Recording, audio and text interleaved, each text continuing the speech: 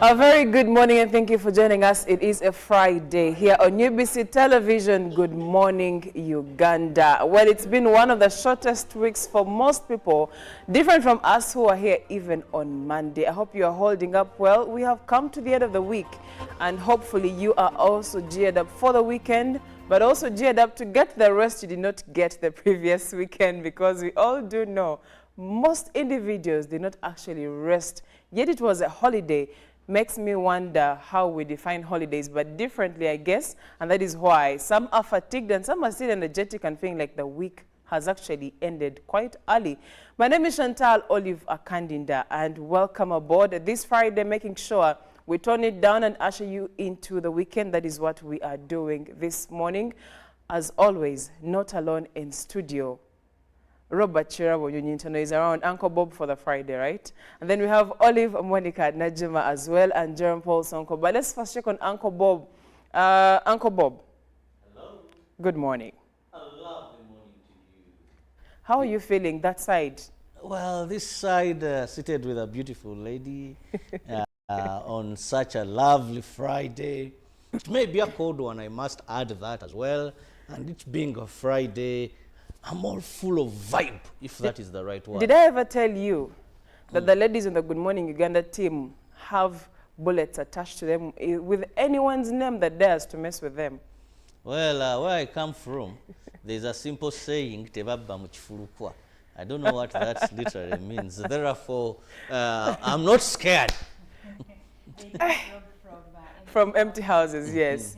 I'm really worried for you, Robert, but I guess you're really determined. I'm very, very determined. I'm like the floods in Butareja. Okay. Very determined. Good morning, Olive. Well, good morning, Chantal. How are you this morning? I am very well. How are you feeling? You look lovely in the blue and white. Thank you so much. Thank you. Chirabo here wants to bring himself problems, but we shall overcome. Bullets with his names on them. But good morning once again, and thank you for joining us. Let's see how this lady and gentleman spent their weekend. Before I check in on Sonko, Robert, how was your week and what stories stood out for you during this week? My week has been a good one, I must say. First, the death that we had, the number in the Easter season. Right. That didn't go well with me, because when despite a lot of sensitization, warnings, you can't lose people in numbers of 90 in just Good Friday and Easter. You know, that is a very big number of deaths. Right. And when you look at the fact that it's higher than the previous, than the last year, and even the other year, so that was something that didn't go well with me. I feel Ugandans need to stop being reckless. Right. Because most of these accidents are preventable, actually. Then the other story that was yesterday, the floods in Butaleja, where so far police has confirmed one person died, and the rains are expected to go on for the next 3 weeks. Schools have closed in these sub-counties, so I must say that is not very, very good news. But also there's something for a bit of humor that I liked in the August House. That is when Honorable Balam, the Minister for Youth and Children, was on the floor of Parliament, and Sanyonyi did some the leader of the opposition did some teaching of the English language. So I just enjoyed that bit of it. I think those are the stories that have really made my week, I must say, for now. But not forgetting even Senegal. I'm still following issues in Senegal with the new president. See how God does not really want you to talk about it right now because of the angle you're taking.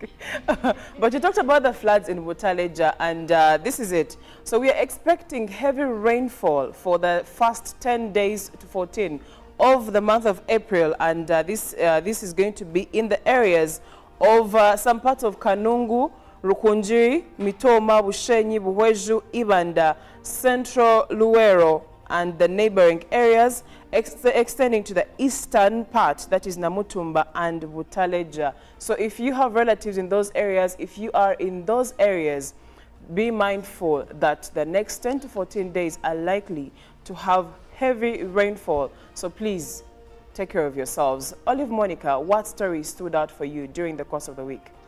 Well, it was an interesting week. For me, it was basically the Constitutional Court upholding the Anti-Homosexuality Act, saying that it goes hand in hand with the Constitution and the norms of the land. But of course, the other, still in the same regard, what stood out for me is that the petitioners are now threatening to appeal the ruling.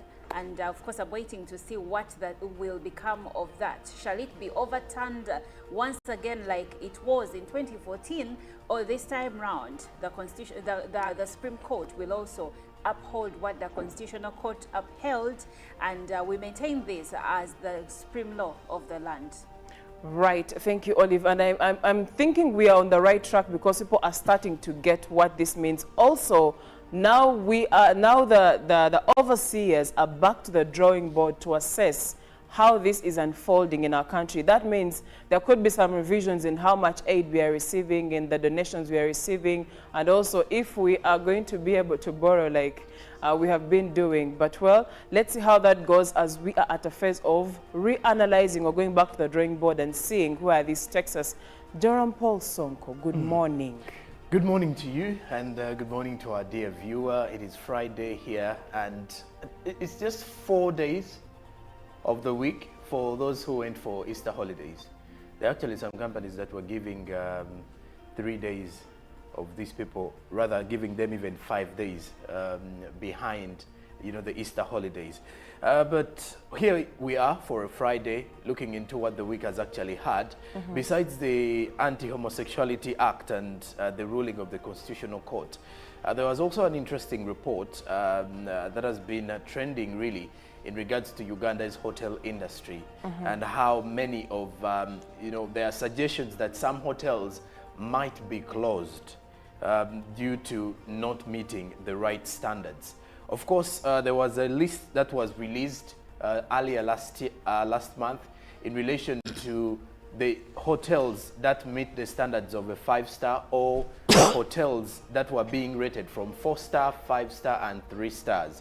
And looking at it from the people in Jinja there was no hotel that was highly rated from 2-star, 3-star, 4-star and 5-star.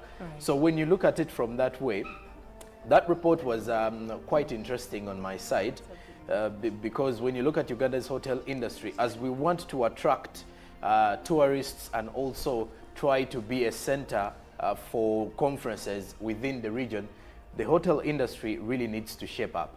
But my eyes are still on the Constitutional Court, the Supreme Court, and of course the activists in relation to what the activists want to fully nullify the Anti-Homosexuality Act. They did reveal, after the Constitutional Court only touched a few sections of the same act, they did reveal that they will further push it to the Supreme Court. So on my side, I'm waiting to see what the Supreme Court will have, and will they be able to even file in that same case before the Supreme Court. But that aside, Friday is here, next week is Eid, and well, I'm only excited.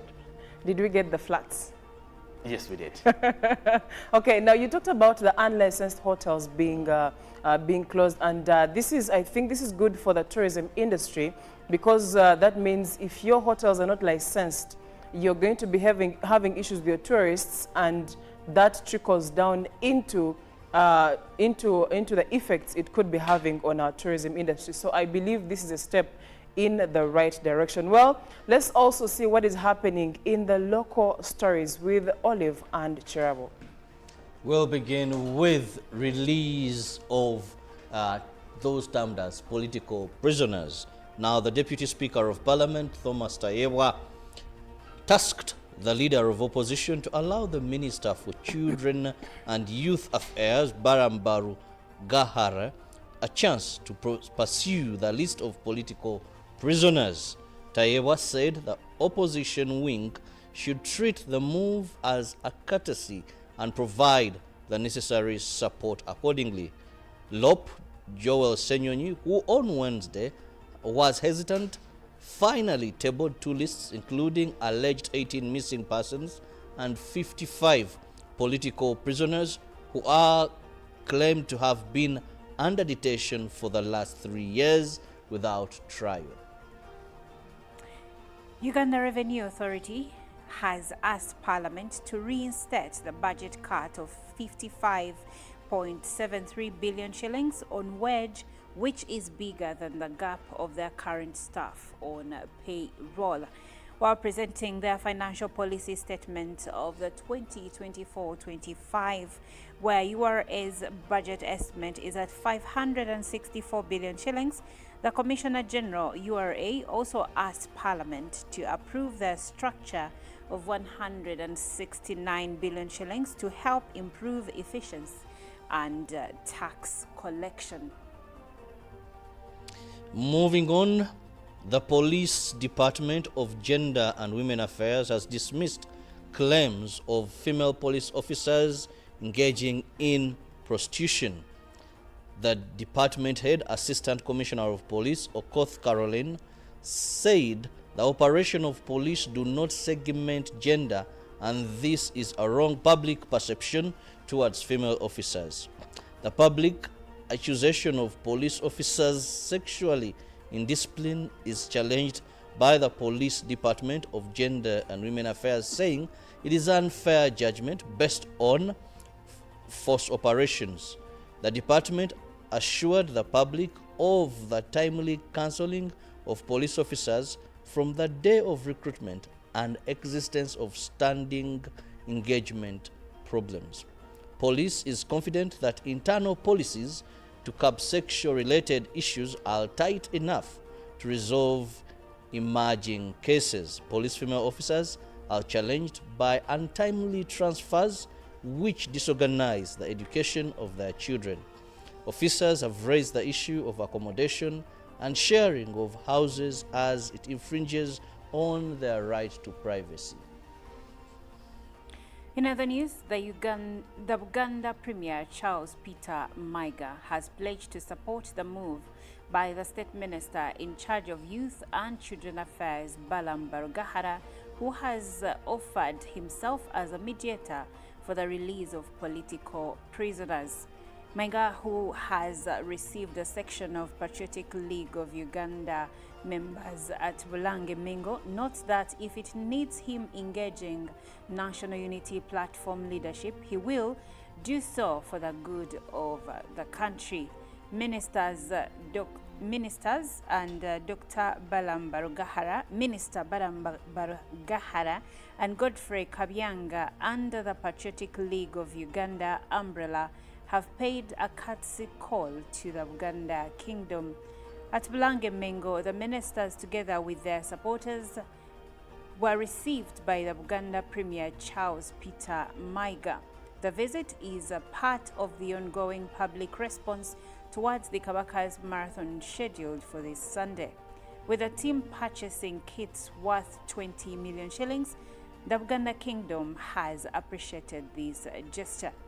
Buganda Premier, however, has added his voice to that of the Junior Minister for Youth and Children Affairs, Balam Barugahara, to facilitate the safe release of alleged political prisoners. Maiga is also re-echoing the need for a united Uganda. The two ministers were accompanied by PLU Central Committee members Michael Mawanda, Michael Nwajira, Elias Toyota, Daudi Kabanda, among others. Well, thank you so much. Those are the local stories that we have. Let's cross over and check what is happening internationally. Now, Israel says it has approved the opening of 2 humanitarian routes into Gaza to allow more aid into the territory. The Erez Gate in northern Gaza will be temporarily reopened for the first time since the start of the war, and Ashdod port will also be opened for humanitarian deliveries. More aid from Jordan will be allowed to enter via the Kerem Shalom crossing. It comes hours after Joe Biden spoke with Israel's Prime Minister for the first time since 7 aid workers were killed. According to a excuse me. According to a readout of a phone call between the U.S. President and Benjamin Netanyahu, Mr. Biden warned that Israel must take steps to prevent civilian harm and humanitarian suffering if it wanted to maintain U.S. support. Away from that, Ukraine has repelled a battalion-sized mechanized assault on its eastern front, the first attack of such a scale in 5 months, proving the resilience of its defenses, but raising concerns that Russia is becoming increasingly ambitious as it gears up for an unexpected major offensive. The attack on Sunday reportedly included 36 tanks and a dozen infantry fighting vehicles and struck near Tonenke, a village close to Avdiivka, the city Russia overran on February 17th and has been inching westward from ever since. A Ukrainian serviceman reported that a third of the tanks and 2/3 of the infantry fighting vehicles were destroyed. The start was very good. We carried out combined fire, said a Russian trainer of Storm Z assault forces. On subsequent approaches, which lasted until lunchtime, the fire supply dwindled to spare artillery fire, and then significant losses began. Now back to Africa. One of Nigeria's best-known celebrities, a transgender woman known as Bobrisky, has been arrested on charges of abusing banknotes.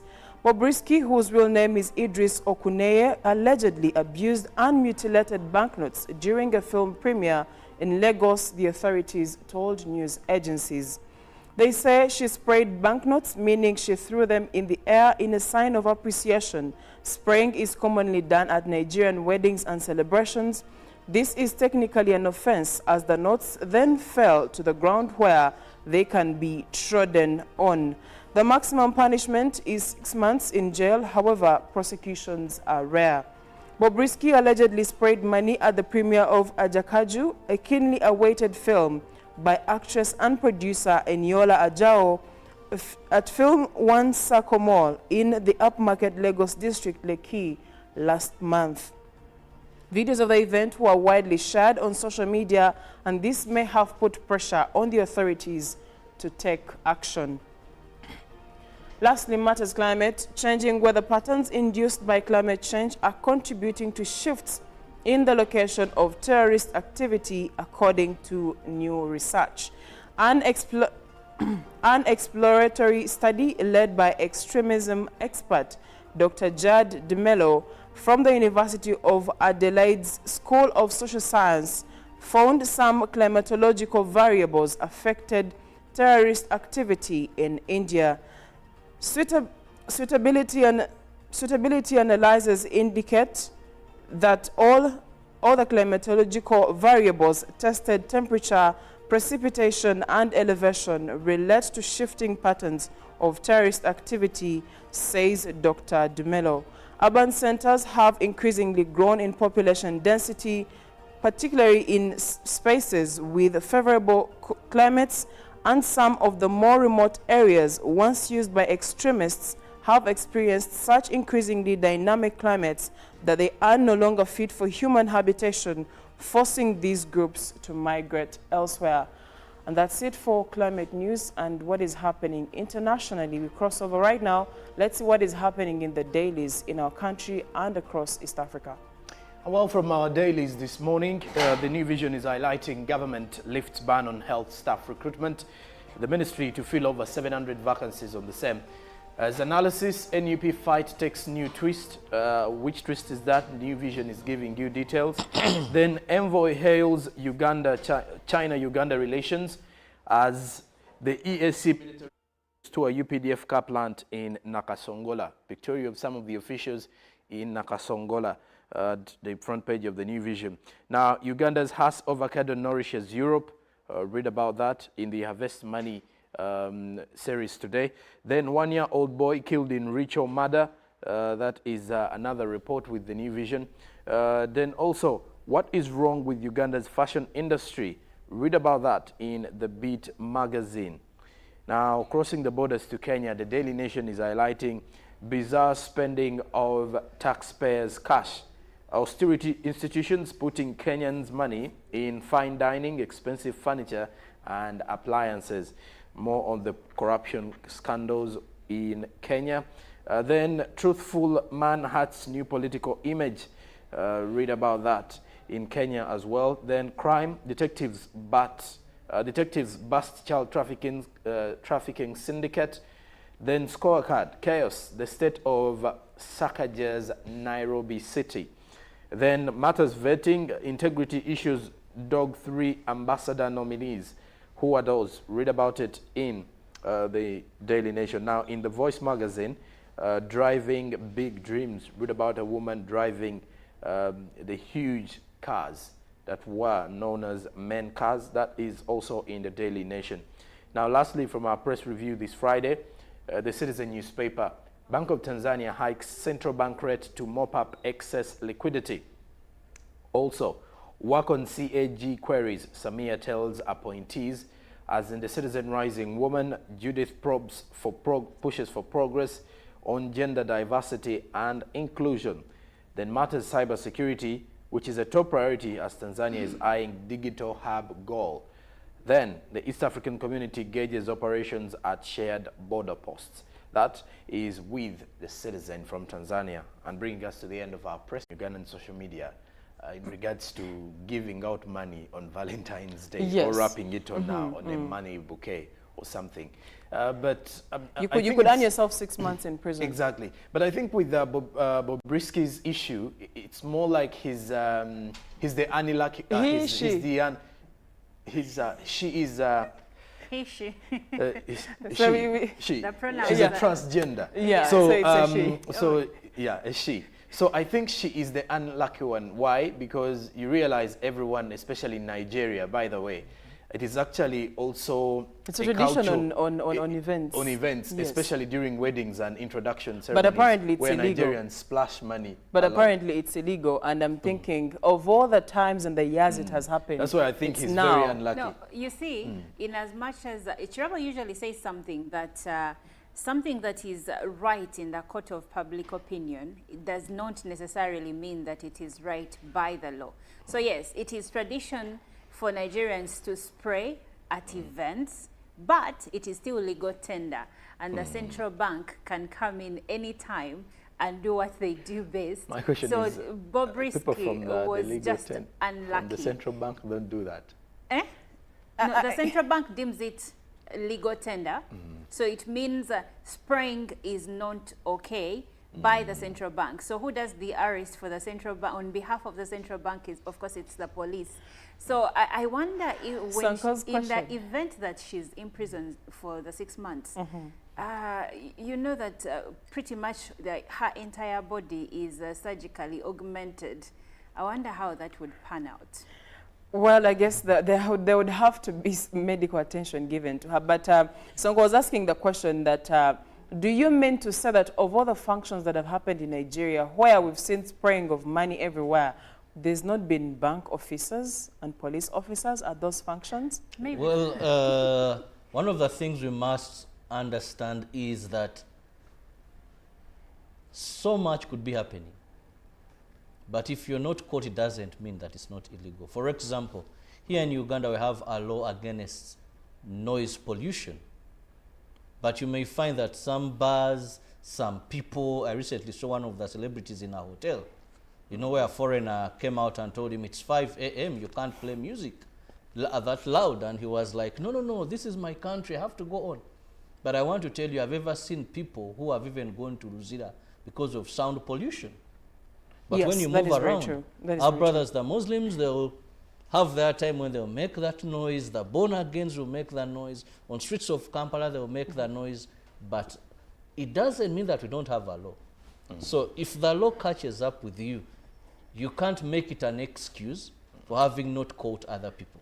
So what you're saying is that after the 40 days, everyone has their 40 days in which after that they will be caught. And Bobrisky also got his 40 days. So those were, and so Bobrisky's 40 days were over. Well, but it's in the name, Chantal.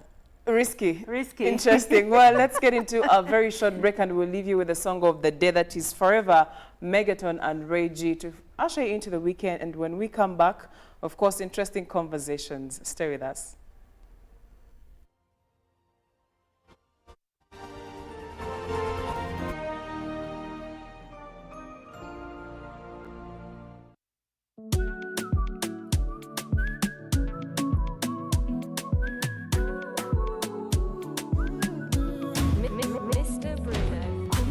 When this one feed the nation, it's another connection. Megaton feed the muscle, raging. Yo, kubani when the oshongare babaziro bamanyise. Nompa mani mpapa sotija kwe changa nebikuru syambe mazire. Nyihombo sikazobo bukwe pankandi baruntwara ndahire. Wenda kwiruka wenda kuzana ningo kwegama onyete nkubanjire. Let it be forever. Edging with you, my twin together. Let it be like this forever. Edging with you, my twin together. When the quat handy jump up on a baby, history. Nyore bijo tabitina ugumire. You would carry umukonongu gotagwa. Paniche nkube kebendera. Hejuru kuno tekashara. Bizima jikume kebendera. Dikayo kom fantasy. Iria kuno mu reality. Tino jirombirata shasha. Let it be forever. Edging with you, my twin together. Let it be like this forever. Edging with you, my twin together. Yo, ejira vuyaba soka, gal, ndekantebe niye striker. Ay, utatagura mashuka, yeah. Impalavu niwe doctor, yo. Leva mbieneje, ebyeto mbieneje. You a pretty woman. Aba kwenda ngonde chembenda ngobaroze. You a pretty woman, yo. Tinyenda ndizo mwana wabandi, yeah. Obonire ori too much, yeah. Nejindi you're so romantic, girl. My future mama, oh. Let it be forever. Edging with you, my twin together. Let it be like this forever. Edging with you, my twin together. Kunataka shara, tetamba, umpobe kependera, shetamba. Kunataka shara, tetamba, umpobe kependera, shetamba.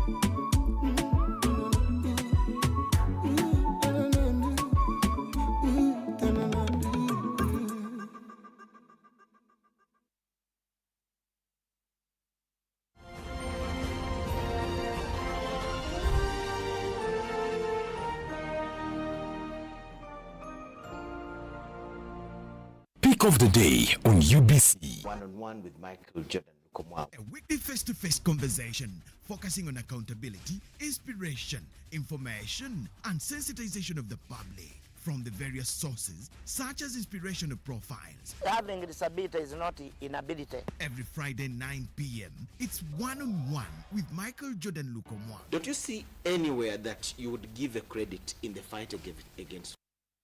My role as the owner of the country is not to, be preoccupied by giving credit to my.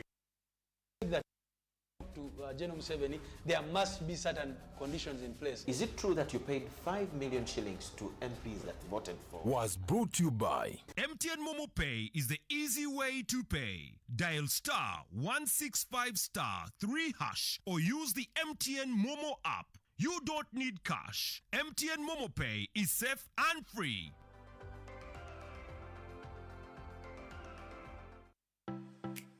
UBC is the national public broadcaster. We educate, inform, entertain, and inspire our audiences.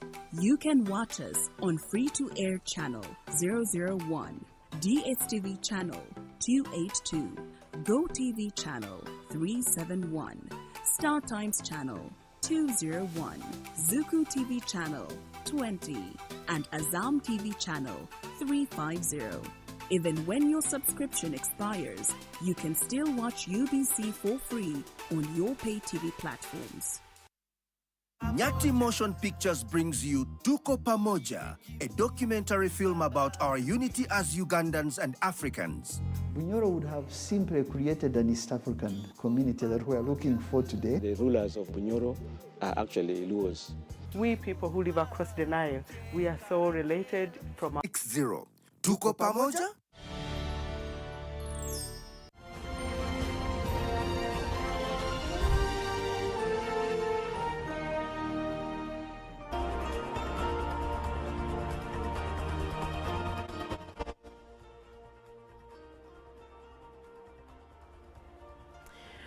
Once again, thank you for joining us. It is Good Morning Uganda, the Friday special. We launch you further into the weekend. Now, my name is Chantal Olive Akandinda. I am with Jerome Paul Sonko. Call him JP Live for Friday. Uncle Bob is also with us on set this morning in Studio B with Olive Monica Najuma, and we're going to be having a conversation centered on marriage. However, today's conversation is a bit different, and we are asking, in your opinion, at what point should even parents start, or should they be talking about marriage with their children? We're asking, when do you introduce that topic? We're not saying introduce marriage, but introduce the topic of marriage to your children. At what point? Is it at 10? Is it at 6? Is it when they ask? And when you introduce it, what do you tell them in particular? Because when you try to do the assessments and look at the rates of divorce, partly you would attribute it to not being guided the right way, especially when it comes to choosing the partner that you go with. But then there's also a conversation where you may not be able to guide your child or guide your people from the mistakes that they are about to make. When they are grown, you might even find it hard to determine which partner they go with. When they are young, you will choose the school, or you'll decide together. But when they're older, most probably they will choose their partner, and you may have little or nothing to say about it. If you wanted your daughter to bring home a tall man, she's likely to bring a short man, and you may not like it. If your daughter, if you wanted your son to bring a Muslim woman or a Christian woman, and one morning she's like, no, this one is an atheist, what do you do? So at what point do we have these conversations, and what do we say, what do we leave out? So join us in the conversation, send us a WhatsApp, let us know what you think. I'm going to start with Robert. And as a father, you have a point where you feel like, by the time my kids get married, they have to know this, or they should know this. But at what point do you start having the conversation with your children? Well, thank you so much, Chantal. More so at this time where the world, there are so many abnormalities. I want to call them abnormalities. Now you must start as early as possible. Why am I saying so? We are now in a world faced with homosexuality, right, the LGBTQ movement. And so it's very important that you want this child, as early as they can understand, to know that I must grow up and start a family with a woman, start a family with a man, if she is my daughter. So for me, even at the age of 4, as you're bringing up this young man, as you're telling him, you know, here in Africa, we groom a son to be strong. As the moment he can detect that when he falls down and is crying, and I'm telling him, a man does not cry. You know, because we start this at a very early age. Right, right. And I'm telling my daughter, in my culture, a woman kneels when greeting people. You don't greet people when you're standing. Kneel down. It is that point that I must tell him, you're not going to be a father and you're crying. You know? One time you're going to grow up and know that you're going to start a family. Because those days would take long for the boy child. But the girl child, it will start very early. Right. You'd hear a mother tell a child at the age of 5, you know, which wife are you going to be? You know, who sits like that?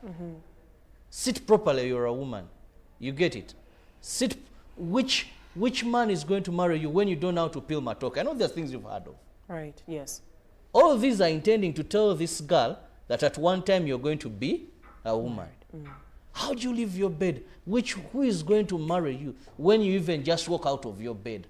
Now, who is going to marry you? That was how they used to initiate the girl child into this. Yes. Yeah, who is going to marry you? The boy child. Oliba musajjachi, you know? Which kind of husband are you going to be? Right. But now we do it earlier because of the LGBT whatever Q movement, that if you want your children to be straight, if that is how you want to groom them in this day and age, then issues of marriage should come very close to these children at an early age, because now you're not only discussing who is going to marry you, you even have to factor in to ensure that the marriage is with the right gender. Right. Oh Yes. God. Yes. Very true. Thank you, Robert. Now, I'm going to be asking you, Olive, what your take is, or when actually we should be having this conversation with our children. But before we got on set, we were having this conversation, and you and I usually have conversations where we literally break down some of these topics or these issues, and from a detailed perspective. When do you think, and should we even introduce this topic to our children? At what point? Is it at campus when they're ready? Because we all do know that at campus these kids are already dating. And when they are in their 30s and they're talking, or 20s, and they're talking to their colleagues, I had a high school sweetheart. You've heard of those things. So at what point should we introduce the conversation or the topic of marriage with our children? We should most definitely introduce the topic of marriage to our children. Okay. When and which information we give is what matters. Trevor here said, you tell a 4-year-old, don't cry because which kind of husband will you be? In my opinion, I think that is a stretch, because at 4, the child doesn't really understand what it means to be a father. But you can actually, let's say at 4, 5, 6, the most important thing there to do is not to talk to the children about marriage, but is to show them, because at a certain point in a child's life, they are learning by watching. Then at another point, they are learning through your explanations. This is when you tell them, you know what, I did this, but you don't have to do this. Or you see mommy and daddy, we do this, this is the right way to go. For instance, people with marriages that are based on religion or Christ being at the center of that marriage, you may now talk to your child about the importance of upholding Christ and loving Christ and let him be the leader. But that's not a conversation you're going to have with a 6-year-old. At 6, you may just maybe try to show each other love and respect, and also talk to each other kindly. And sometimes you can jokingly or humorously say, stop bothering my husband. Stop overwhelming my wife. Right. So that the children, you've seen videos of where little girls are saying, Mommy, when I grow up, I want to marry daddy. Yes, I've seen that. But yes. they don't really mean they want to marry their fathers, but they see how daddy loves and caters to mommy, and they're like, my goodness, this is what life is supposed to be. So at some point, the way we introduce marriage to our children is through our actions as parents. But then, of course, they grow up and they start asking questions, maybe at the age of 6 or 7 or 8. Most parents, when the child asks a question about marriage, they respond with anger. They throw it away immediately. Exactly. But you're not supposed to dismiss it. Find a way to answer their questions surrounding marriage, but age appropriately. What you will tell an 8-year-old child is not what you're going to tell a 19-year-old teenager. Right. So you have to sieve the conversation. And then if you're talking to, the more they grow, the more you talk to them about the marriage. Now, I remember before we came on set, we talked about cohabitation and legal marriages. So you want to tell your child never cohabit. but you are cohabiting with their father. So how do you bring this conversation, and how do you explain that in as much as this is what I did, this is what you're not supposed to do, and this is what you're supposed to do? And also accept that, yes, this is what I did, but it was wrong. Don't try to make yourself, because most parents, especially African parents, they're never in the wrong. Yeah. We are perfect. We never apologize. We don't own up for the mistakes that we have made. But if you can't say, okay, I rushed into this, my parents told me not to do ABCD, this is what I did, and these have been the consequences. Right. Then you can now go ahead and give them the advice that you think they should follow, or maybe the advice that you never followed, and hope that they will also take the advice, because at the end of the day, our children, we give birth to their bodies, but their souls are different. Yeah, they will, at the end of the day, make their own decisions. Right. Thank you, Olive.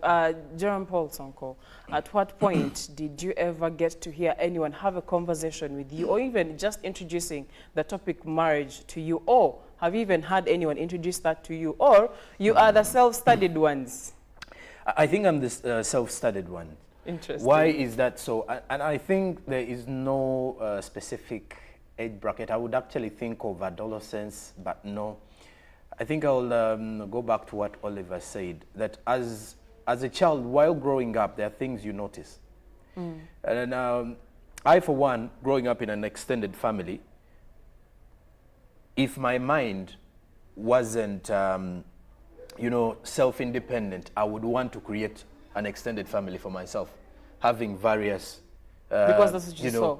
Exactly, because that is what I saw. The depiction of marriage. That's exactly. What you saw. So it depends on how you're nurturing this child from the get-go. For example, after giving birth, if you are cohabiting with your then boyfriend, and this child appears to grow up under the same apartment or rental with your boyfriend, who is now, let's say, a husband, whether he has actually married you officially or not, then the child is only going to see that as, you know, as the way things are supposed to be. Right. At times, most of the children will never even ask.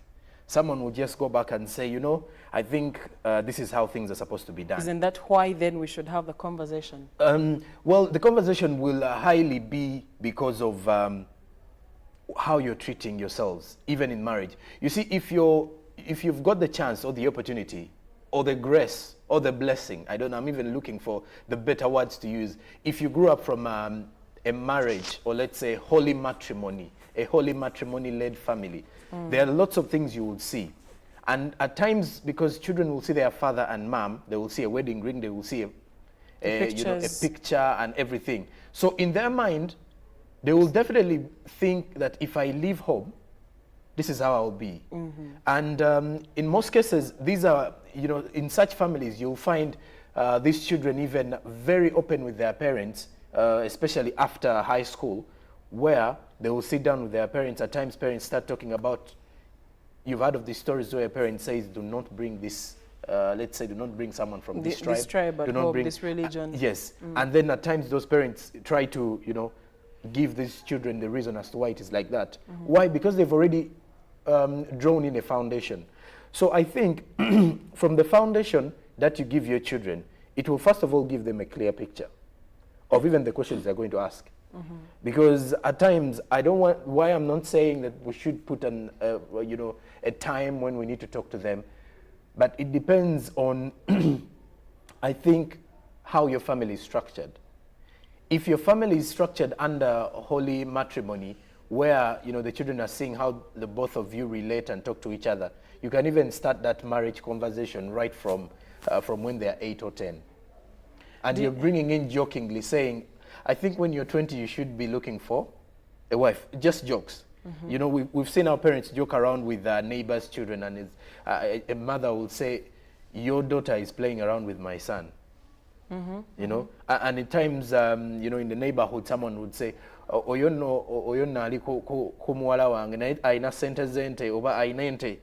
like that.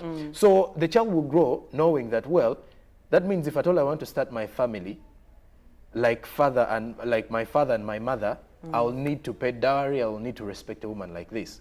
So those conversations become very easy if you've structured a good foundation. Believe it or not, it is very hard to convince a child about marriage when they've not even, when they've seen their father having 4 wives, 6 wives, all of them are not even married, and most of his brothers or sisters are away from the home, where you just happen to meet your brother while growing up. Isn't that?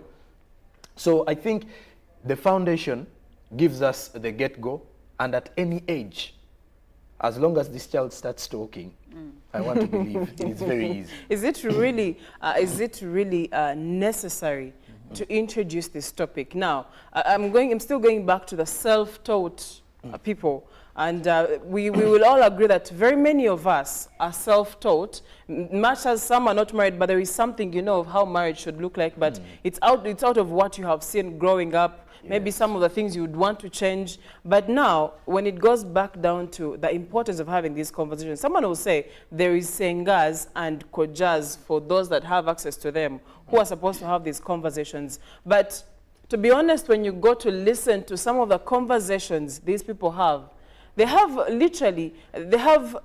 not too much No, the sengas to help. The sengas and kojas give you the core. There is Is it something the very core, important really? they give you. No, I think actually they missed the point. In my No, own they opinion. don't miss the point. Do you know why I say that? They are going to give you the core. I'm going to be very blunt here. They may give you the core on how to keep the bedroom okay, or maybe some of the traits here and there. But did they ever have the conversation with you on even how to pick a marriage partner? Let's go to you, Olive. Because I believe that's important. Well, Chantal, I think in part you are referring to the commercial sengas that we see on maybe social media and in even the marketplace, selling certain items for borrowing from your vocabulary. Are those also sengas? To keep, yes, they are. Wow. Because who is a senga? A senga is the sister to your father. And their traditional role was to ready the girl child for marriage. And they would counsel you, teach you manners. In Uganda here, a girl child, for instance, when she got her first period, she would be now sent to her senga to teach her about menstrual health, to teach her on, because girls used to get married pretty young back in the day. So they would send you to your senga to teach you about menstrual health and also now start the conversation surrounding reproduction and sex. But also teach you how to be a wife in terms of how to prepare meals, manners and whatnot. Then when they felt you are ready, they would send you back to your parents. And also we had some norms where it was still your senga to take you through those. I won't go into details.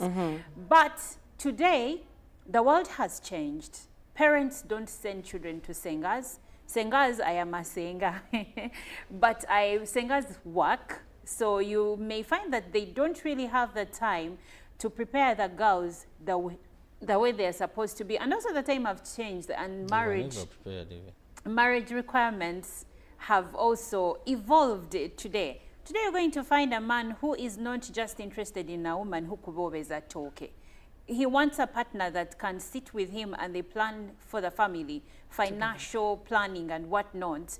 And sometimes that's not information your senga is going to give you. But still I'm saying sengas are still important because girls need teaching. But to go back to your question, are they when do we introduce this question, or the sengas, are they really important? Do they help you in choosing the marriage partner, the right partner? Sometimes yes, and sometimes not. It depends on how candid they are going to be with you. And of course, not to paint marriage like a bed of roses, because I think this is the information that was not being told to women. They tell you everything not to do so that you stay in good books with your husband, but they do not tell you on some of the things where you need to protect yourself. For instance, I will mention it, mental health. I mean, marriage is where mental health sometimes goes to die. And no one is preparing many people for this. So going back to the children and talking to them about marriage, I think we don't need to now send them to Sengas. We may as well do the work ourselves. For instance, in the home, I am married to Chirabo, let's say. Chirabo and I have a responsibility to speak to our children openly about real life and partnerships. We have a responsibility to be open about fights in the family and how do you come back from fights. We have a responsibility to talk about money, okay? That when you're in marriage, this is how you handle finances. No one is preparing anyone for that. People think that marriage is the wedding. Many young women think marriage is the wedding, and don't start me on men who think that the minute he puts a ring on it, that's it. You know where the problem started? No one at home talked to him about it. Or the father's behavior was exactly what he's emulating. Well, I also think now adolescence comes in as the best, age bracket to talk about marriage. You know why? Because when these children start experiencing body changes and the like, they start thinking about so many things. First of all, their bodies are reacting. And as of today, you do realize that most marriages started off because either someone was pregnant or they were having sexual related affairs. And if a parent can easily have conversations about, marriage at such an age, when the child has already experienced body changes, let's say, the girl child is already, having her menstrual periods coming in, all of that, they should be open to them and let them know that if anything, for example, if you affiliate yourself to anything sexual, at any one moment, you may become a mother who's not yet prepared, and the chances are you may end up in an early marriage because of the fact that you've already gotten pregnant all the same. So during this adolescence, because most of these children become very curious during this stage, my body is changing, how I react to situations has already changed as well. So if I start having conversations with my parents about everything marriage, that if at all I engage in any activity or sexual activity, it can one day lead to marriage. Because we've seen so many, girl children today being in marriages where first it wasn't something they chose, but because either she got pregnant and well, the man decided to keep her. Not because he wanted the marriage with her, but because he got her pregnant. So if we want to have this conversation right from, the adolescence, is when you try to let them know that if you're to make any decision as a grown-up, make sure you're making it with an individual who wants it with you, or who is ready to make everything official. Because marriage, we have to believe marriage is a very beautiful thing, especially for people who have chosen the right path or who have actually chosen themselves and are very intentional with one another. So and if you give your child that platform, or you give them, that foundation and the chance to have these conversations with them, immediately when you see some, changes with how they reason, because there's always, a change in how they will reason about certain things. Sonko, yes. There is also the issue of, especially still in our families, where when you're in high school, you're not allowed to talk to boys. You go to campus, you're still not allowed to talk to boys. At graduation, they're now pressuring you. Is there someone here in the tent that we need to know in a special way? And then girls are starting, from 25 onwards, there is now this pressure. When are you getting married? Bring someone home. But you cannot tell someone to bring someone home when you didn't have the necessary conversation around marriage with them. No, so, I think I've realized some parents are strict when it comes to, high school relationships, especially, our African parents. But then also, they are very observant when it comes to our opposite sex friends. There are times when a parent will know you have your, let's say you're a boy and you have your, you have your girlfriends, or you're a boy, or you're a girl and you have your boyfriends. So they always pay attention to how you interact with them. I think that is why the questions come in at university after graduation. Do we expect, let's say, a song or somewhere because they saw him in your life? Let me tell you what happens here. A parent is going to tell you, listen, don't get involved with boys. They will not want to see this because they are trying to show you that, listen, don't dare bring shame to the family by doing certain things. I think the problem, I must say the problem comes in here first. Are you friends with your parents? Because one of the biggest challenges we've had in Africa is that our parents are feared and they mistake fear for respect. Yes. Now, parents tend to create fear, not respect. So if there is no that bond, then such topics are hard to discuss. The first thing is, as a parent, you must be friends with your children so they will be free. And it's easy for you, even before you talk to them, for them to talk to you about such issues. Your son will come home, and because you're friends and says, well, Daddy, so-and-so is very beautiful, you know, then you say, yes, she's beautiful, but at this age, you shouldn't be thinking in this direction. And these are the consequences. And these are the consequences. But study hard, work hard, maybe one day you will marry her. That's right. You know? So, the friendship you have with your child, and it's okay to talk to them and say, yes, right now, this is impossible. But at a later stage when you're ready for it, you go into it. So that a person doesn't just listen after graduation, you're demanding, but all way long, you've been talking about this, however promising that we are just waiting for the right time. Let me ask you a question to all of you. Are we supposed to have conversations on marriage itself without first looking at some of the cores? Now, the core that is usually put forward is respect your man, men love your wives and take care of them, be responsible and all that. But when you sit down to have conversations, people who are dealing with separations, people who are dealing with divorces, or those who have divorced and separated and moved on, they will tell you that they wished someone had had a conversation with them on how to look out for a partner and what they should look out for. Now, that is a conversation that I think very many of us have not had a chance to have. So what comes first? Is it what marriage should look like or what the person should look like? Please do note that you're likely to tell someone and they will choose whatever they have chosen. But you'll tell them I think you're coming from a background where traditionally you wouldn't look for your partner.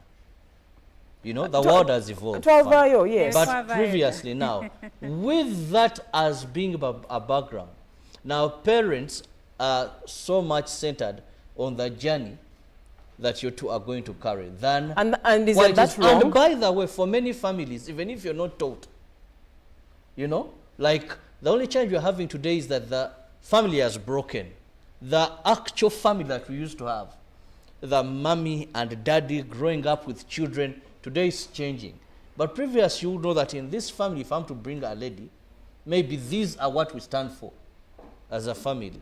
And if I'm to look for what you stand for as a family, these are what we stand for as a family. And how about you as a person? You as a person also matters, but you must understand that marriage in our cultures, most of us, is not all about you.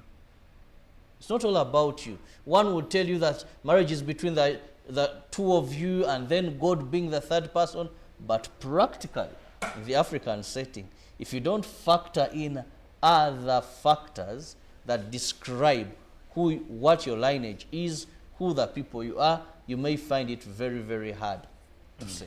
But you see, I think, Tirabo, I'll only oppose you on a point there when it comes to marriage. I think marriage is different for everyone. It's like the way we experience people, you experience someone differently. So, and why we have these issues to do with yes, exactly. Why we do have these issues is because we have now modernity and then the African culture. So in the African culture, it was the aunties and sengas who were doing this talk. But today, many of the families that we have are pushing for nuclear kind of for a nuclear kind of setting. So that means the chances are you're not going to be following a lot to do with you know, the African setting or anything, but what you think is right for you. Because at times marriage is all about experiencing it. Someone may see it from the outside being a good or let's say a bed of roses, while you are experiencing something different from the inside. So as you're experiencing marriage with your partner, I think even with your children, how you relate with them, you will get to realize that there will be a time where you're open to share certain things. And other times you will not. And then certain times you will not. Or there will actually be a time where you will no longer hide anything from them. Okay, we seem to be running out of time, and I want to start with this one and first ask you, what are those things you think should be told to these children? Because we all agree that the conversation should be had with children, but that we need to structure it in a way that we know we shouldn't, I usually call it information overload. We shouldn't give a 10-year-old information that they shouldn't be having access to at that age. So that means we need to be deliberate and structure our information. What is that you feel by now you should have been maybe told or guided upon when it comes to that issue? Not that you're married, but it leads you to. I believe right now if you are to date, if you are dating, you are dating for the purpose of marriage. So what are those things that you feel you have learned, or you've self-taught, you've learned on your own, but then maybe if a parent or a brother or an auntie was available, they should have told you? In my observation while growing up, I've realized that it is very easy to kickstart off marriage with someone who has grown up under the marriage system. Say what? Very easy. You know why? They are used to it, they've seen it, and they know how it works. So I think one of the things that we really need to discuss is today marriage has had bad PR. Let's say bad public relations, really. And unfortunately, there is no one to do good PR for it, because even the religious leaders, some of them have scandals. Exactly. So with the bad PR that we have for marriage in today's generation, I think the core thing we need to focus on is teaching these children right from the beauty about family. Make sure that you nurture them in a way that they appreciate the gift of family and marriage itself. I'm seeing my father, I'm seeing my mother. We go to church together. You know, you've seen those, those Sunday moments where a child goes with the parents and then you go to either Sunday school and the like. So in their mind, they're growing up experiencing this kind of life. And that means you've already shown them the way. So one thing I want to say is marriage should be something we should speak proudly of. As of today, it has totally bad PR, I'm telling you.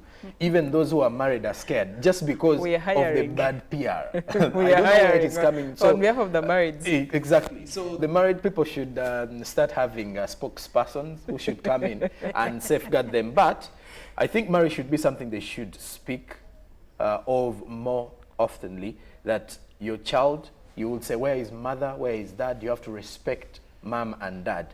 Very important. So they will know that even after school, I will be a mother, but I will need the following, the father. So I take it that for you, what you have noticed or what you have taught yourself is that you have to have, you are in a way looking for someone who has had an experience with what I would choose to call the perfect family, because they would be in position to run the rest with you properly. It is very difficult to handle someone who has grown up from an extended family.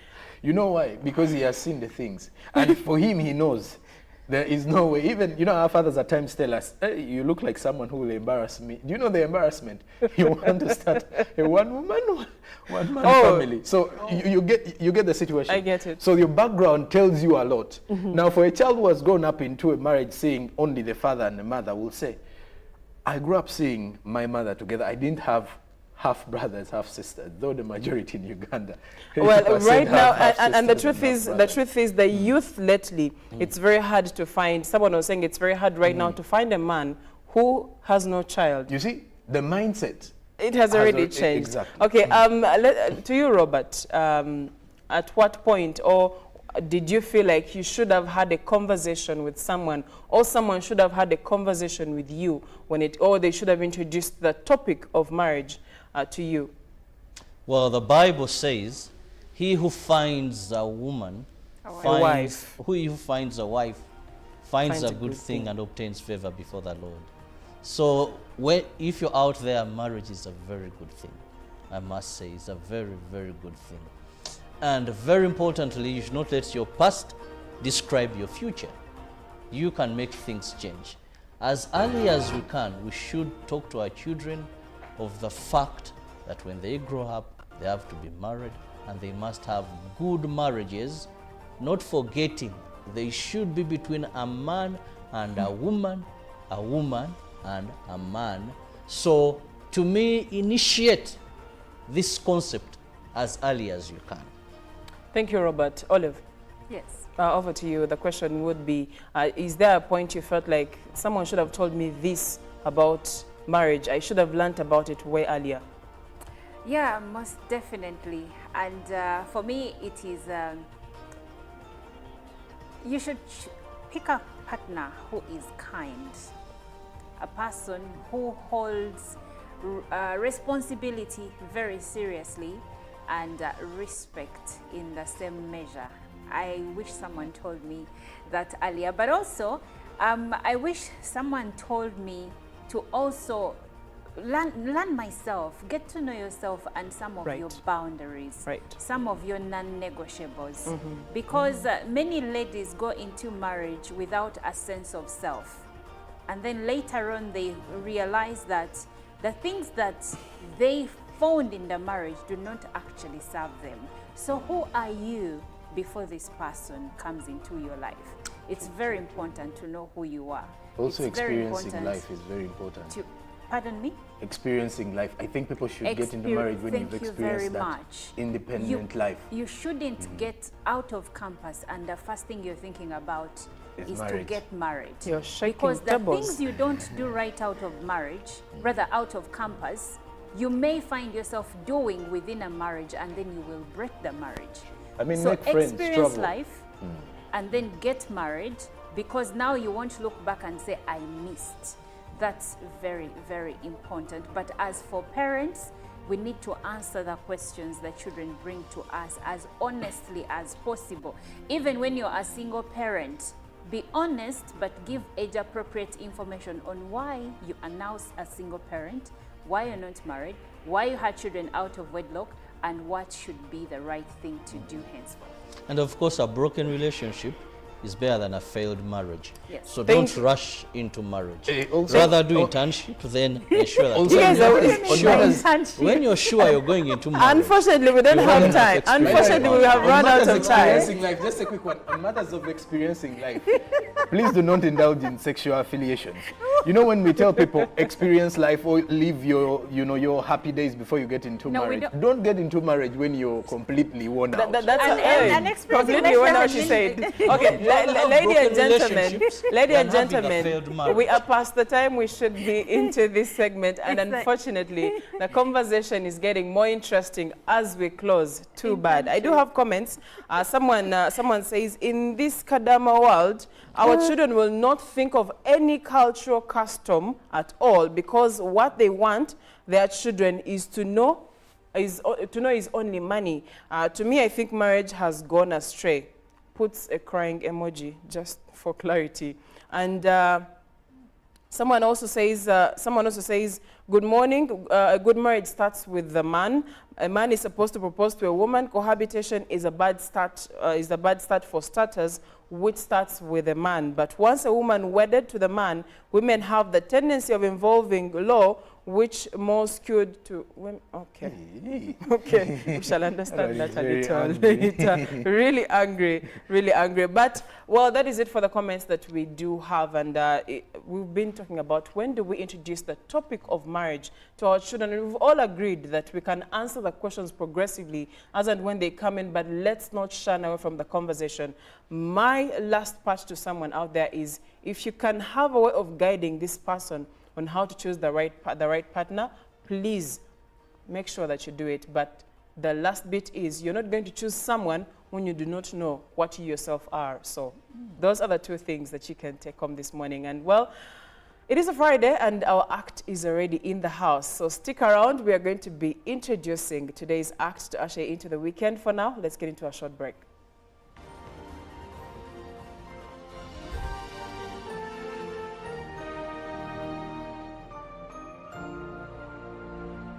Pick of the day on UBC. One-on-one with Michael Jordan Lukomwa. A weekly face-to-face conversation focusing on accountability, inspiration, information, and sensitization of the public from the various sources, such as inspirational profiles. Having a disability is not inability. Every Friday, 9 p.m., it's one-on-one with Michael Jordan Lukomwa. Don't you see anywhere that you would give a credit in the fight against COVID? My role as the owner of the country is not to, be preoccupied by giving credit to myself. We have said that if we are to talk to General Museveni, there must be certain conditions in place. Is it true that you paid 5 million shillings to MPs that voted for? Was brought to you by MTN Momo Pay is the easy way to pay. Dial *165*3# or use the MTN Momo app. You don't need cash. MTN Momo Pay is safe and free.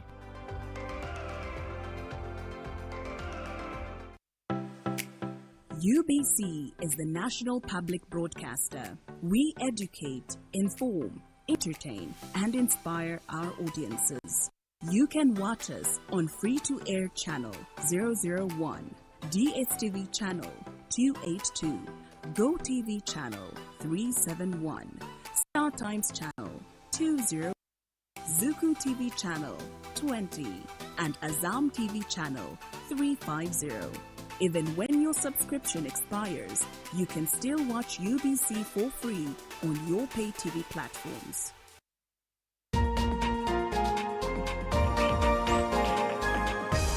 One-on-one with Michael Jordan Lukomwa. A weekly face-to-face conversation focusing on accountability, inspiration, information, and sense of the public from the various sources, such as inspirational profiles. Having a disability is not inability. Professional guidance. There is no special antiretroviral therapy that is given specifically for discordant couples. And of course, politics. Don't you see anywhere that you would give a credit in the fight against COVID?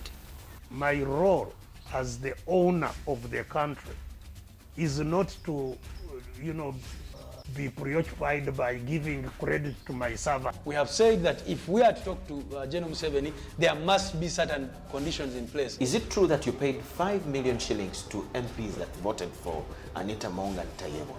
That is laughable. Why would we pay when we have nominated them as SEC? Every party has been represented in Uganda's parliament for 10 years. We only by one MP, you yourself and my daughter, Susan. Every Friday 9 p.m., it's one-on-one with Michael Jordan Lukomwa on UBC TV, inspiring Uganda. Nyati Motion Pictures brings you Tuko Pamoja, a documentary film about our unity as Ugandans and Africans. Bunyoro would have simply created an East African community that we are looking for today. The rulers of Bunyoro are actually Luos. We people who live across the Nile, we are so related from our myth or from just the Nile. We are the same people and genetically we are even the same people. We are similar people. We are one. Pamoja, we are one. Use that word, pamoja.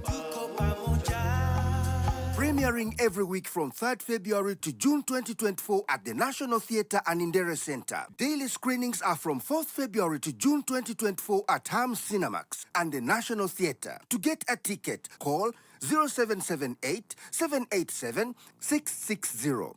Tuko Pamoja?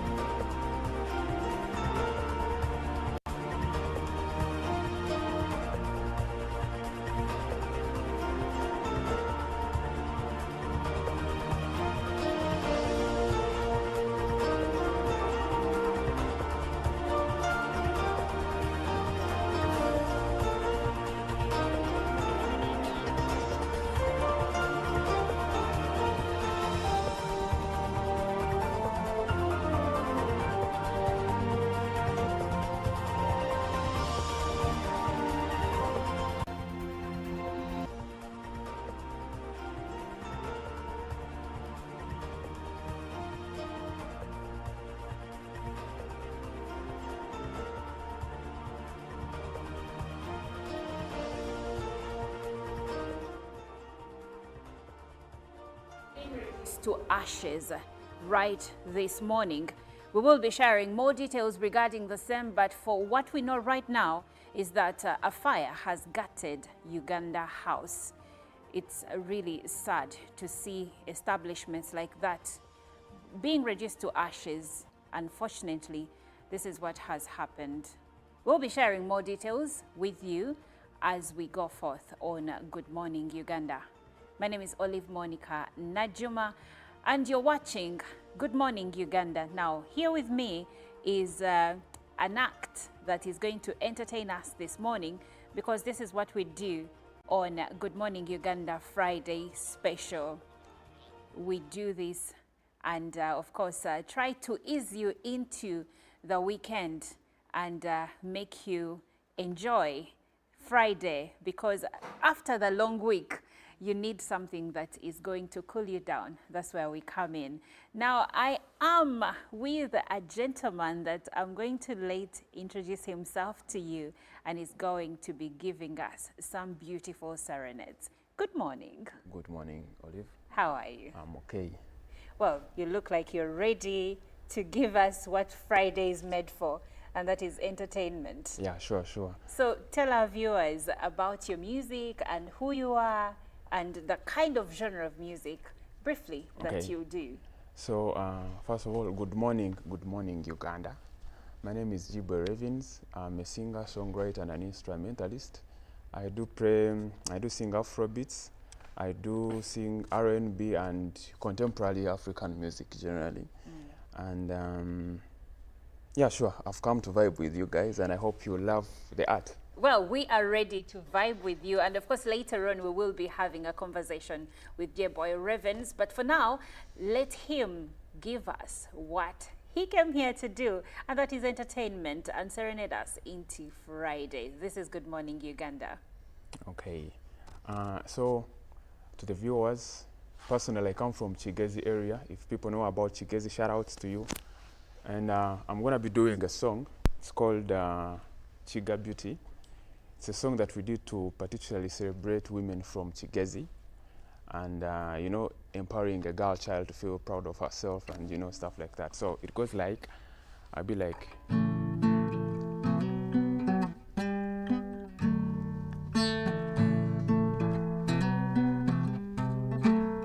first of all, she's a proud one, nachemera na yatambula, yeah, icheyoleka na yagamba, nochihulira nokwareba, it is in her eyes, yeah. Girl from Kigezi, the beauty so chica. Girl from Kigezi, the beauty so chica. When she come from the hills, then you know she's a queen. When she come from the hills, then you know she's a queen. She got that chica beauty, a pretty fun face and a killer body. If you treat her right, she will make you smile. But I say if you treat her wrong, she will mess you up. But I swear if you treat her wrong, she will mess you up, yeah. If you were a chica beauty, let me say, oh yeah, oh yeah. If you were chica beauty, let me say, oh yeah, oh yeah, yeah. So that's one of the songs. I think I can give you another one, just one, and then, you know. So another song I could give you, it's called Omewenka. I'm just giving you songs that I do from the other side of the world, Kigezi, because that's where I represent. So Omewenka goes like, Turani nyebusa, abina babo babiyahi, yeah.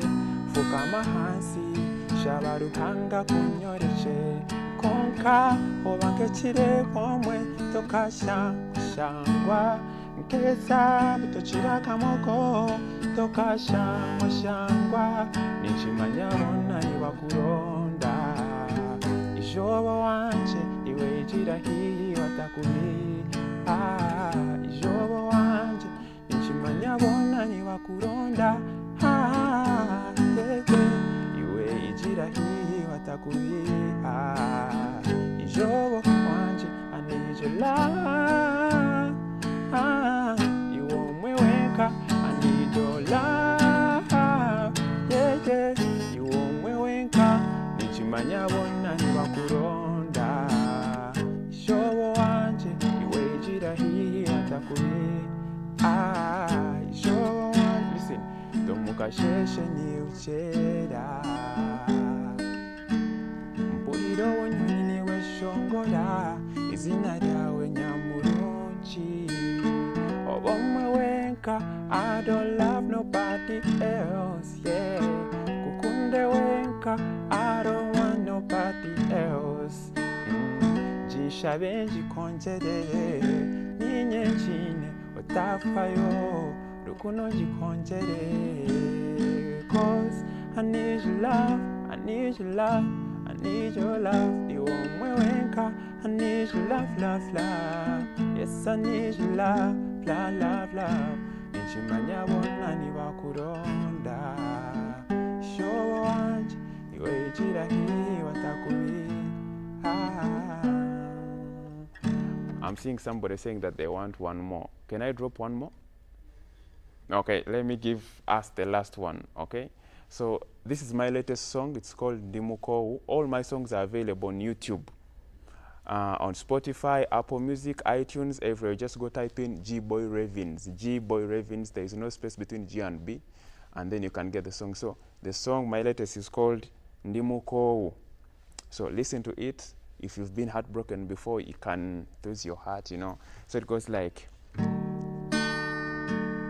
Tibule chitandika, chimara nechikwa, nebibuka mubanga, orobimara nebika, Katonda yatukweka, amasagala emitima, tumanya muno chalowosa, newe muba balongo. Katinze ndababira, ebyo mukwano ndababirabe. Kugambye ndababirabe, ebyo mukwano ndababirabe. No, no, no, no, nze ndimukou, nako kwagala. I'm still hurting, nako kwagala. Nze ndimukou, nako kwagala. 'Cause I'm still hurting. Nako kwagala. Musange yako agwetomnenya, banya bamumenya, ebintu byomukwano darolemwa, Justin manya yalemwa, singana lirwazi wakati mumati. Ngokuntukako okubangasi, ngasiwulira, nebondaba nze ngasikulaba. Nebo mpita nze nga siwulira, nebo nnumya nga tebinnuma. Nga nebo ndaba nze nga sikulaba, nebo nnumya nze nga siwulira, nebo nnumya nga tebinnuma. No, no, no, no, nze ndimukou, nako kwagala. Well, I'm still hurting. Yes, so thank you. That was it. That was it. Oh, thank you so much, G-Boy Ravens. You're Those welcome. are beautiful, beautiful songs. Thank you. Thank And you. then the last one, why are you singing? You know what they say about heartbreak music? Okay. They normally say, or basically sad music, it is usually said it is the deepest and it is Absolutely. the most sincere. So has your heart been broken recently? I would honestly say, if there's a person of my age and he or she has never been heartbroken, they have a problem. Wow. Like for real. Interesting. I'm being honest. So my answer is yes. Yes. But of course, I did this song when I was in that situation, and I'm sure it touched you. Oh, I was touched. I was touched because, I mean, I believe on Chantal's behalf, there has been a heartbreak there. Anyway, you're still watching Good Morning Uganda, and we are going to take a short break. We will be right back. G-Boy Ravens will be giving us more a bit later on. Okay, thank you.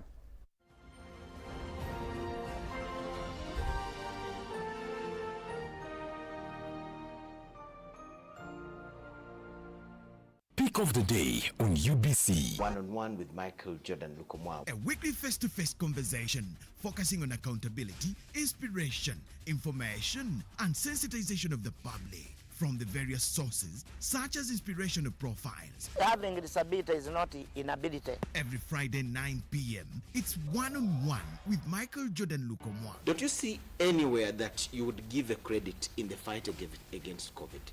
My role as the owner of the country is not to, be preoccupied by giving credit to my servant. We have said that if we are to talk to General Museveni, there must be certain conditions in place. Is it true that you paid 5 million shillings to MPs that voted for? Was brought to you by MTN Momo Pay is the easy way to pay. Dial *165*3# or use the MTN Momo app.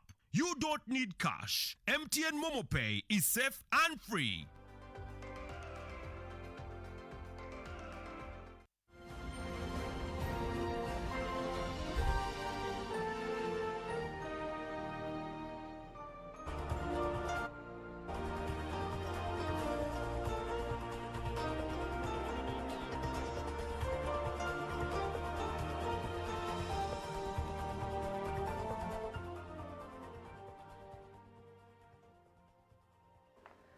I can assure you I'm still recovering from the bullets that have just fired at me, saying that at my age, if I've not got a heartbreak, I might have a problem. But definitely, at a heartbreak, anyway, that's just saying.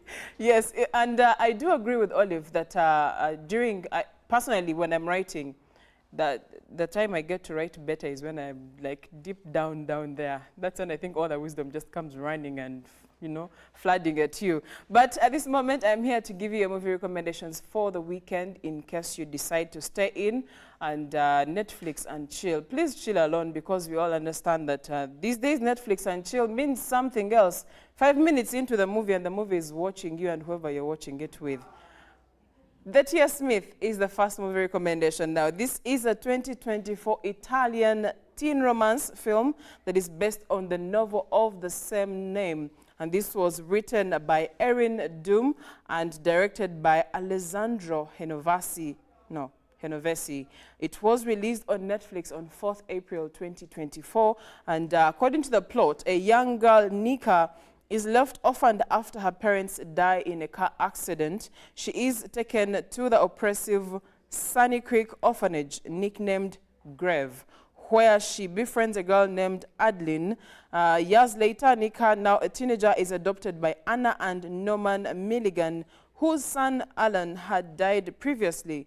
Before the three leave the orphanage, however, the Milligans take notice of Rigo, a teenager who is the pride and joy of headmistress Margaret. Although resistant to adoption in the past, Rigo allows the Milligans to adopt him at their new home. Rigo is hostile towards Nika.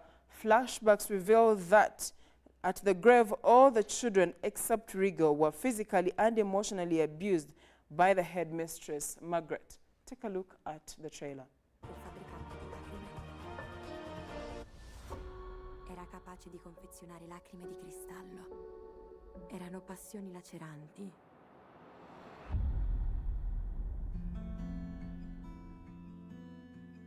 Un giorno capiranno chi sei veramente. Perché chi sono?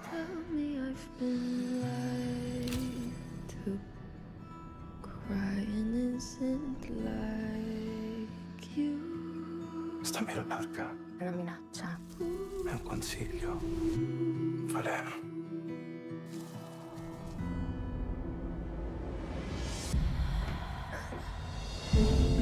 Avevo sempre creduto nelle favole.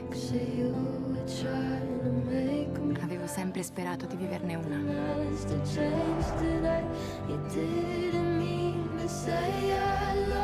E ora c'ero dentro, ma era una favola sbagliata.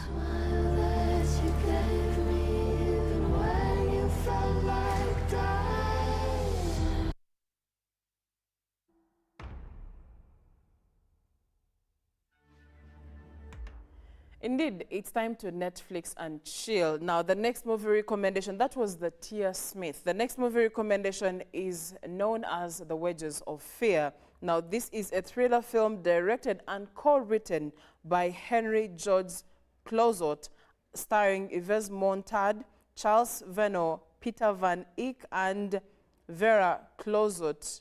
The film centers on a group of 4 down on their luck European men who are hired by an American oil company to drive 2 trucks over mountain dirt roads loaded with nitroglycerin needed to extinguish an oil well fire. It's adopted from the 1950 French novel by Georges Arnaud. Take a look at the trailer.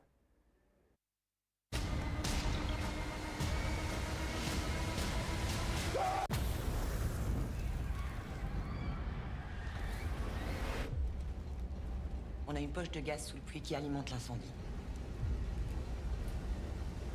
Le seul moyen de l'éteindre, c'est de la faire exploser.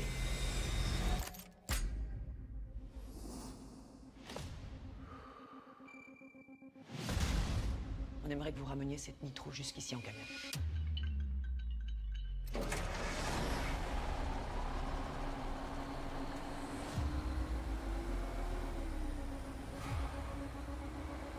Vous avez un peu plus de 24 heures pour éteindre l'incendie.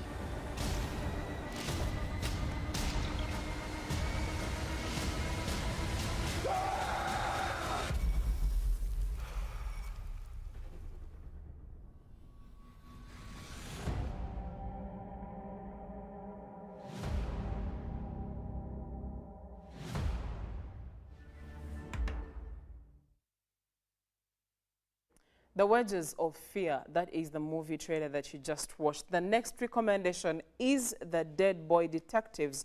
Now, this is a fictional supernatural detective duo who have appeared in comic books published by DC Comics, Vertigo imprint. They were created by writer Neil Gaiman and artist Matt Warner and Malcolm Jones 3 in The Sandman.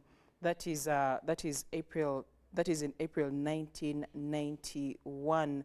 That is about the Dead Boy Detectives, and that is the movie. Take a look at the trailer. Let me know if you're someone who is interested in watching such movies. As for me, it has to be some action, nothing fictitious. But in case, enjoy the trailer.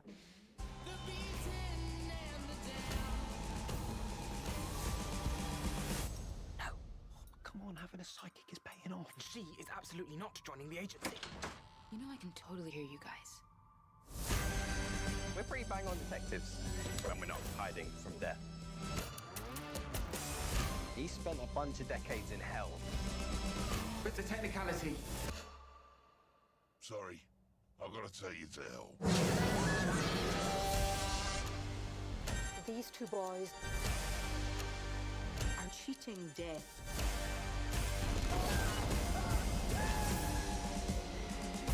You are my best mate.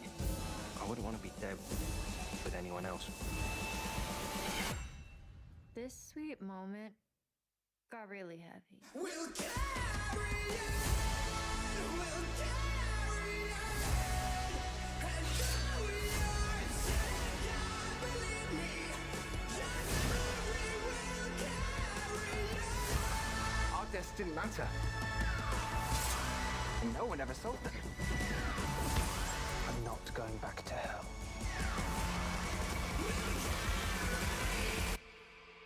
I just want to help. It does matter.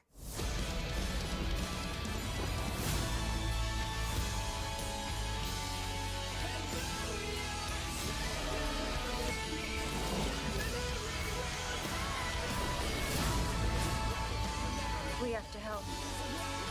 Even if it's scary, and the odds are bad, and we might die horrifically.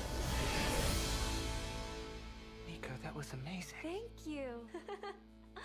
Oh, did you guys know zombies are real?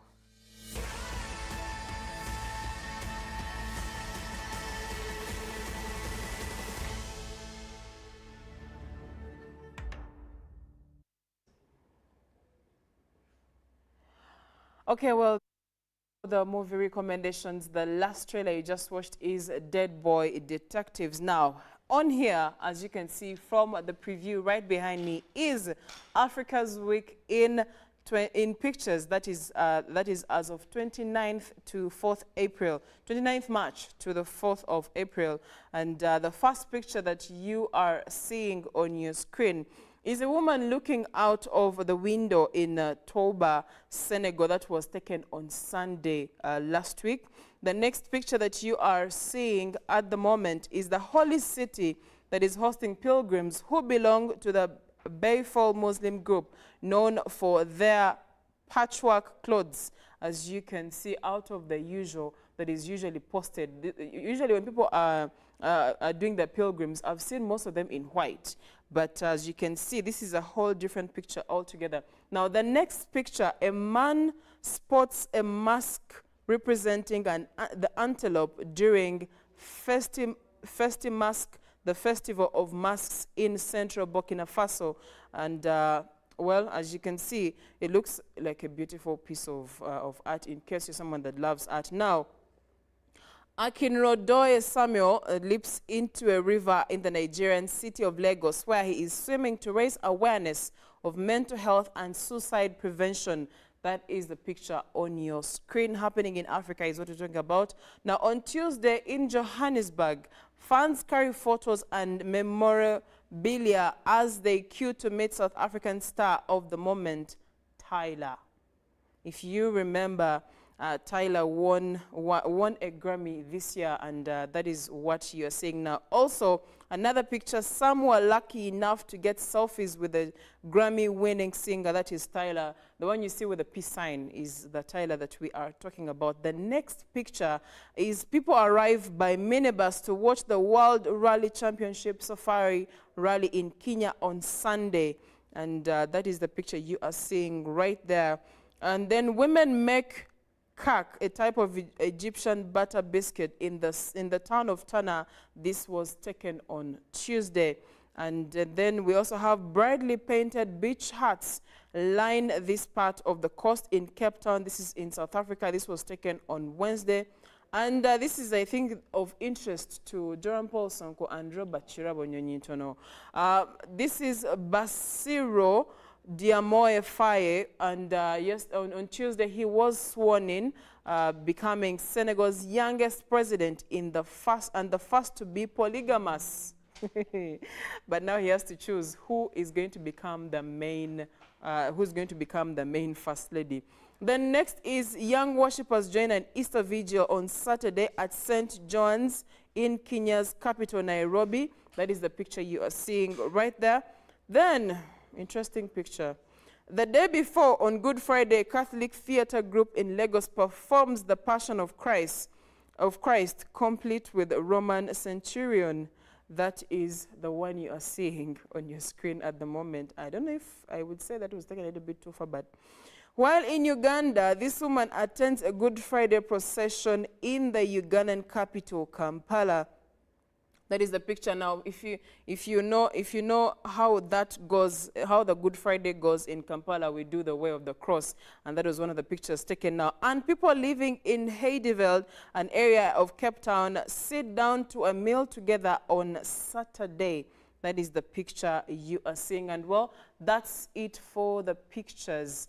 That is it for the pictures, as you can see, as we talk about Africa in a week. And that's it for our entertainment this very morning. And in Studio B, Sonko and Ruben are ready to give us the sports updates. And I guess I'll be leaving you with that. Please don't forget to talk about the Chelsea win. Thank you very much.